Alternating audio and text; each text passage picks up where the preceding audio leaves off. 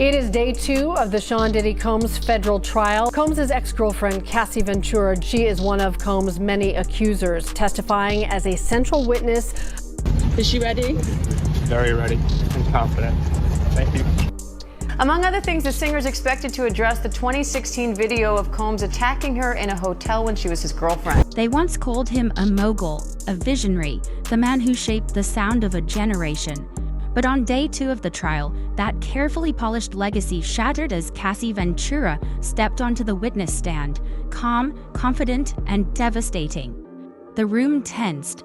Diddy, once in control of everything and everyone, looked shaken the moment her voice echoed through the courtroom. What followed wasn't just testimony, it was an unmasking, a dismantling of power. A decade of buried secrets now bleeding into the open. Cassie didn't hold back, and Diddy, he couldn't hide. When she walked in there, Rachel, she had on a brown dress, form-fitting, visibly pregnant, head held high, and did not make any eye contact with the defendant, with Sean Combs. He said that Sean Combs directed everything from what she had on, to the lighting in the room, to how she was supposed to interact with the person that she was having sex with. And again, just to reiterate what is a freak-off, the freak-off essentially was something that Cassie said she learned about through Sean Combs about a year into their relationship. He described it as voyeurism, wanting to watch her have sex with someone else. And she said that she did it because she was 22, 21, she was young, she didn't know any better, and that she wanted to please Sean Combs. Among other things, the singer is expected to address the 2016 video of Combs attacking her in a hotel when she was his girlfriend. Combs has pleaded not guilty. His attorneys argue the video is evidence of jealousy, not sex trafficking. And now for the first time, jurors are hearing what Cassie has to say about that and other aspects of their 10-year relationship. For decades, Diddy walked through the world like a titan. Bad Boy Records wasn't just a label, it was an empire. His image, sharp suits, charisma, discipline. His brand, flawless. But as Cassie began testifying, that brand started to collapse in real time. She described in chilling detail how he orchestrated her life, from what she wore to who she slept with, to the lighting in the room. Yes, the infamous freak-offs. According to Cassie, he groomed her into them, starting when she was barely 21. Too young, too eager to please, and too vulnerable to see the trap she was walking into. She told the jury it wasn't desire that drove her, it was fear, confusion, and survival. And now, for the first time, jurors weren't just hearing about the 2016 hotel assault, they were seeing the machinery of manipulation that made it possible. And at some point in time, she actually had said that she looked forward to the freak-offs. Why did Cassie express looking forward to these said freak-offs? When the prosecution asked her, was there ever a time that you enjoyed the freak-offs? This is when Cassie got choked up and she said, I did, but only because I got to spend one-on-one time with Combs, and I really did love him. And that is speaking to the psychological abuse, in addition to the physical abuse that she potentially experienced. Yeah, she's definitely laying out someone who was young, who was influenced by wanting to have this record career. She signed a 10-album deal with Bad Boy Entertainment, led by Sean Combs, and basically describes being enamored by Sean Combs, loving him, not knowing about certain things sexually, and him sort of telling her, teaching her about that. And what you hear is someone that was young and she even said, you know, I was young, I was naive, I didn't know any better. But she's really telling the story of someone who thought she was going to be with someone in this music industry that was going to help her career, that cared about her, but quickly learned after the freak-offs that wasn't the case. And what I thought was also interesting is she said that after that first freak-off, she said she felt dirty. She didn't want to do it. And when she brought up the idea of having a conversation about the freak-offs in an email, which the jurors saw, she said she backpedaled in the email because Combs responded by saying, I know, you don't want to do it. And she said, oh no, well, it's not that. But that was the beginning. That was in 2010, where she brings up in an email that she wanted to have a conversation about this. And in her words, she didn't want to do it, but she felt like she had to do it. Well, Diane, prosecutors have wasted no time getting right into the alleged abuse that Cassie Ventura says she endured for years. Ventura telling jurors, quote, "He would bash my head, knock me over, drag me, kick me, stomp me in the head when I was down." She also got into the nature of those so-called freak-offs, saying that they involved hiring an escort and they performed under the direction of Combs, saying that they happened so frequently it eventually became a job for her to set them up. Ventura said she did not feel she had much of a choice but to participate, that she feared that Combs would retaliate or potentially blackmail her if she did not. And she's had at times to she's taken deep breaths, pausing her testimony, Combs appearing to be listening pretty passively with his hands in his lap at the defense table there. The courtroom was dead silent as Cassie described the emotional tug-of-war she endured. When prosecutors asked if she ever looked forward to the freak-offs, she hesitated, then admitted she did, but only because it meant one-on-one time with Diddy. That single sentence said it all. It wasn't enjoyment, it was conditioning, a pattern, a dynamic where love was weaponized and control disguised as affection. She admitted she was young, naive, and hopelessly in love with someone who used that love as leverage. She spoke of signing a 10-album deal, of chasing a dream that quickly became a cage. After the first freak-off, she said she felt ashamed. She didn't want to do it again. She even tried to start a conversation about it over emails the jury saw. But Diddy shut it down, flipping the guilt back on her. From that moment, Cassie said, she realized it didn't matter what she wanted. It only mattered what he demanded. And then the violence came. She testified about being slapped, stomped, dragged. She said it happened so often, so routinely, that setting up freak-offs became a job. She claimed Diddy used fear, retaliation, and even blackmail to keep her compliant. One breath at a time, she relived it all on that stand. Meanwhile, Diddy sat stone-faced at the defense table until even that began to crack. Cassie's relationship with Diddy. Some of those details we've seen in prior lawsuits, but to hear her on the stand actually giving those details, reliving those moments herself. Also, you have to remember, she's very pregnant right now. So I'm gonna be curious to see how long she makes it on the stand, how she's emotionally able to weather all of these questions.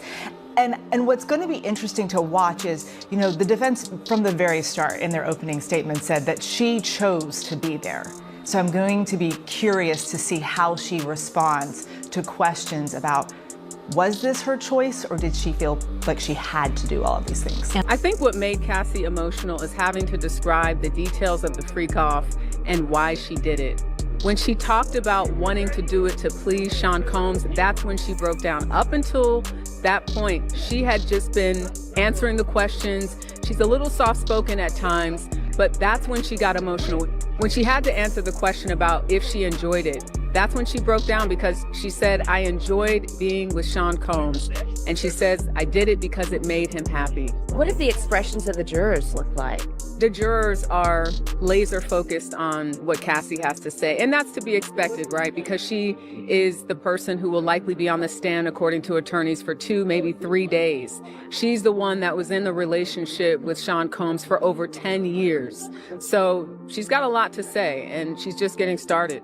Just how important is Cassie's testimony to the prosecution? I think it really connects the dots, Rachel. When you look at that initial indictment and what's being alleged, she really is the person that has probably the most information about this idea that the prosecution says, which is creating a criminal enterprise for Sean Combs' sexual desires. Something else that the jurors saw today that sort of connects it back to this alleged criminal enterprise are 7 photos of people that were very close to Sean Combs, one even his former chief of staff. And these were all people that Cassie Ventura was able to name and explain the functions in terms of what they did: security, driver, chief of staff, someone that handled financials. So it's showing that she knew some of these people, again, because she was with him, around him for so long. Then came the moment that pierced the entire courtroom. Cassie's voice trembled as she said, I thought I was going to die that night. She was talking about an incident no one had ever heard about. Not the press, not the fans, not even the blogs. According to her, it happened at the Four Seasons. What began as a music industry afterparty spiraled into a nightmare. She said Diddy became enraged when he saw her talking to another man. His charm vanished. He gripped her arm so tightly it left bruises, whispering threats while smiling for the cameras. Cassie described how he dragged her through the lobby, crying, resisting, until hotel security approached. But the moment the guard recognized Diddy, he backed off without even asking if she was okay. And then came the photos. Blurry, raw selfies Cassie took in the bathroom mirror the morning after. Bruised arms, a swollen lip, red marks on her neck. Diddy's lawyers tried to block them. The judge said no. The images flashed across the screen. A juror covered her mouth, another turned away. You could feel the oxygen leave the room. And Diddy? He looked rattled. His lawyers flipped through binders. The press scribbled in overdrive. Cassie said he destroyed the hotel room that night, threw a bottle, broke furniture, punched walls. But worst of all, she claimed he kept her locked in that room for 2 days, took her phone, and threatened her if she called for help. This wasn't just emotional testimony, it was tactical, devastating.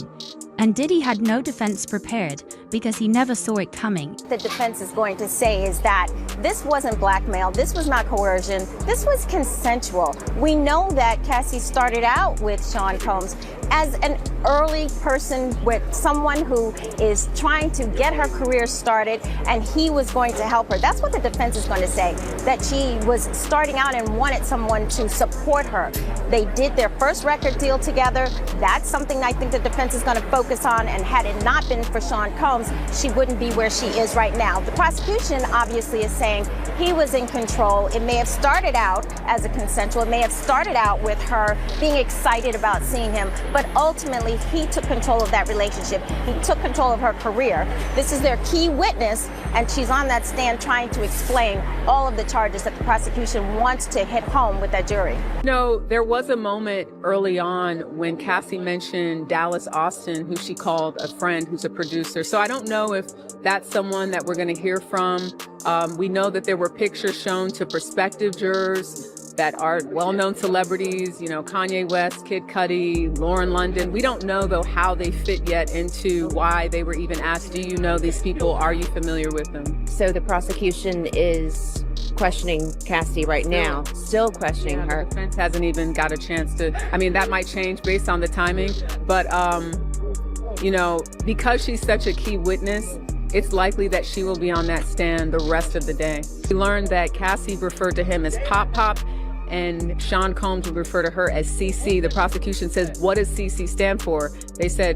She said Cassie Combs. What kind of witness is Cassie coming off as to the jurors? I think naturally when you look at her visually, people see that she's pregnant and looking like she's due any day now. So they might, you know, have empathy, sympathy for her in that way, but we don't really know. We know that they've been instructed to be fair and impartial. As to what type of witness she's coming off as, she's describing someone that she was, someone she said that was trying to figure out who she was at that time and who she was allowed to be. Now you're looking at somebody that's almost 40 years old, totally different person, but even in describing what was going on at her at that time, taking drugs, trying to please Sean Combs, she's really just sort of laying out the case for her not having a lot of control. So I think that's the takeaway. This is someone who is making it very clear that at that particular time in her life, she says she did not have any control really over what she wore, what she did, who she was having sex with. She's a different person now, but I think when she talks about those details and even reflecting on them for herself, as we saw today, she broke down in that courtroom. The courtroom was still reeling when Cassie dropped the next bomb. She had recordings, actual audio files of Diddy threatening her and her family if she ever spoke. When the audio played, something snapped. Diddy stood up and shouted, "You know that's not how it happened." The court erupted. His lawyers physically pulled him back. The judge called for an emergency recess, but it was too late. Everyone saw it. The jury, the reporters, even the security detail. The mask was off, but Cassie wasn't done. She revealed she had stored evidence for years. Texts, emails, even messages from other celebrities who witnessed Diddy's behavior. Messages like, "You okay? What I saw tonight wasn't right," or "This isn't normal, please call me." Diddy's own words appeared on the courtroom screens. Apologies, bribes, cover-ups. You know how I get when I drink. It won't happen again. Whatever you want. Car, apartment, clean break. His entourage began quietly exiting the room. The confidence he walked in with was gone. And by the end, it was just Diddy, alone with his lawyers, drowning in evidence. So now the world's watching and asking the one question that really matters. Not will Diddy win or lose in court, but can his image, his empire, his legacy ever recover?